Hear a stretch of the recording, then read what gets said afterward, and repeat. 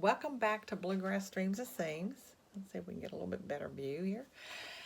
And I am sitting in front of my machine that I have to take to have service because things didn't go well.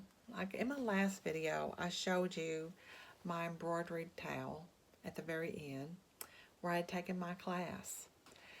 And I was gearing up to come home and let's get started making another shirt and talk about that. And then we'll start on spring. And well, when things don't go well at the end of a class,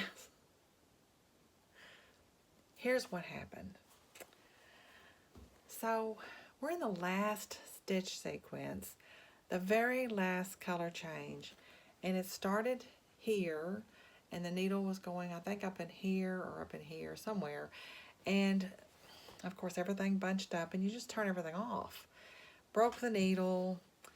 Pat came over and helped me get it cut loose because she has more experience at this thing. And so I was watching her to learn, and she got it all off of there pretty easily. But the problem we had was getting the needle out of where it was lodged. And I thought, oh, release the feed dogs, it'll be fine. Well, she lost her grip on it, and we don't know where that went. We kind of thought, well, maybe it'd be down here around the bobbin. It'll be okay. Can't find it. We don't know where it is. It just, it's either down there or it did fly across the room. And, when they cleaned it, of course, they found it then. But regardless, I have had one thing after another go wrong with it since I've been home. I haven't done any sewing on it. I did test sew. Seemed like it was going to be fine. But there was like this, something not right. I could tell something wasn't right. You get used to all the little sounds that it makes. And you just, if you're really tuned into your machine, you know when something's not right. And it says, don't sew on me. So, now my presser foot is in the frozen in the down position. It won't come up. And also my hand wheel will not turn the 360. So the tech that I spoke to Saturday, and she said, you probably have a damaged part. The needle could be lodged in something else, but she said if it was lodged where you're saying it was, that is your cutter. So I'm on my way to Evansville tomorrow morning to take my machine and drop it off, and then I'll be back up there on Friday with my ASG group to do a little shopping. And I told her, I said, if it's ready, that's when I'll pick it up. If not, then the class that I'm taking on March 1st, I'll have to use my Janome, and hopefully I'll be able to sew on that cork. If not, I'll just watch and observe, and it's just the way it is. So this lesson here was fun. I really did enjoy it. I do want to learn more about using the embroidery feature that comes with my machine. But I thought, well, you know what? We'll just talk about all those tools that you saw at the beginning of my video. I pulled a few of those, and we'll just talk about my collection. I don't know how many people could probably collect antique sewing tools, and I've got some antique knitting tools, all those types of things. I just like having that around. I just think that it's cool. I kind of invent little stories to kind of wonder about, the person who owned it before me. The original owner, I really, really wonder about the original owner or the original designer of something when I'm looking at a garment and trying to figure out how they put it together and all that sort of thing. So the first thing we're going to talk about, I think, will be scissors. This was one of the first things I purchased, and it used to have it's got a little fold over piece. It's broken off, and it latched, and I loved them, because there's 3 different sizes in here. So there's one about this size, and it's got all this decorative work on the, if I get the lighting right, there you go. And this might have been used for like embroidery or just to trim, again, smaller seams with, maybe for embroidery work or needlework of some kind. But these definitely were for embroidery or needlework. I mean, they're just smaller, really cute. This set of 3.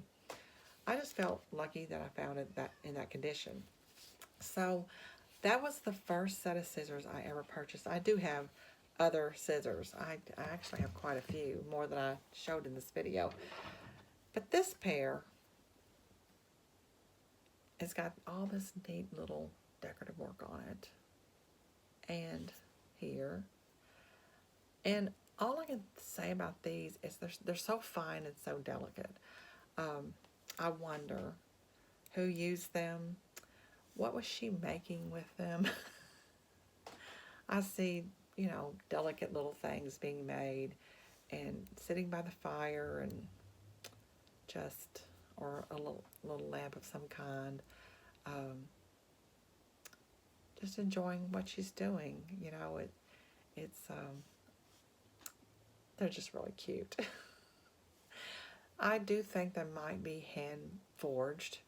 And the reason I say this is because of the decorative work on the handle. But they could be factory made, but it does have a little stamp on it. So it's possible that she did purchase these, but I just think they're so cute. So delicate looking. Everybody knows that this is a sock darner, and you can use this side actually to darn your gloves, but the day I found this one, this is an actual glove darner. And this is like for the fingers, and this would be more for the thumb. Really get down in there, and you can see the size really makes a difference. So I love having those around. And then, of course, little bobbins, like some of us, little wooden spools. We see the bigger wooden spools all the time. There's smaller ones, but this little metal one, I have 2 of these. And apparently they would fit down inside something because they have this little bump on each end. I don't know if maybe this goes with some of the smaller sewing machines that we can find. That they're more like a child-size machine, that maybe that would slip down and be the bobbin that you would use. I'm not real sure what those were for, but I thought I'll just add that to my collection. Then, of course, this is for bobbin lace making. You would have, depending on the amount of bobbins you need to complete the pattern, you would have them on a pillow, spread out, and you just work, I think, right to left, left to right, either way, twisting and making this. You've probably seen people do that, and this is just one of those. I purchased that just because I knew a lady that did bobbin lace and watched her, so talented, and I thought, yeah, I'll add that to my collection. And then when I look at this, I always think of her. But that's not hers. It's just makes me think of her. Little kits like this, I usually will pick up. I have a couple of things that are various sizes, but this one's a little tin type with a velvet pin cushion on top. And it's got little threads and a thimble, and there's a needle and some pins down in there. This one I really thought was unique. This is your thimble.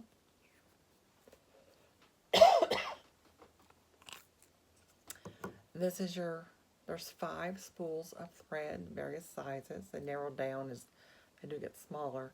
This one has the least amount of thread on it, but then there is a hole there for your needles. So you put the cap back on, tools away, you're finished, and there you go. So I thought that was unique. The machine that you saw at the beginning of this episode, that belonged to my great-great-grandmother. It's from 1905. I looked up the serial number to see when it was issued, that particular Singer model. And I have cleaned up and restored all of the machine part, and got it really, really cleaned. I used the machine oil on it is what it was recommended. It's the best thing to cut through all the grimy dirt that had collected on it. And it just cut right through it. Let it sit there, kind of softened that up, just wiped it right off. So I restored that, oiled it, kind of cranked the wheel a little bit to kind of run all that through there. And I periodically do that again to keep everything working, because the oil will sit and just age and so it can gum things up. But everything moves on it. I just need to get a belt for it, and then I want to restore the cabinet part. So, and I've watched several videos on how to do that as well. So that's something that I keep saying, I'm going to do that in the spring when it's cool and not so hot, because I'm going to have to take it outside to do that. But that is some of my collection, and maybe sometime we'll talk about a few more. So that's it today. This is my show, and I hope you enjoyed it. I really enjoyed talking about these things, and again, creating little stories about things. You just like, you look at them and go, I wonder. Do you do that? Do you like create little stories about things that you see in stores, or if you have a collection like me, do you ever look at it and go, I wonder who these belonged to originally and what were they making when they used their little scissors? That's all. That's it for me today. Hope to see you next week, and hopefully I'll be sewing. Bye for now.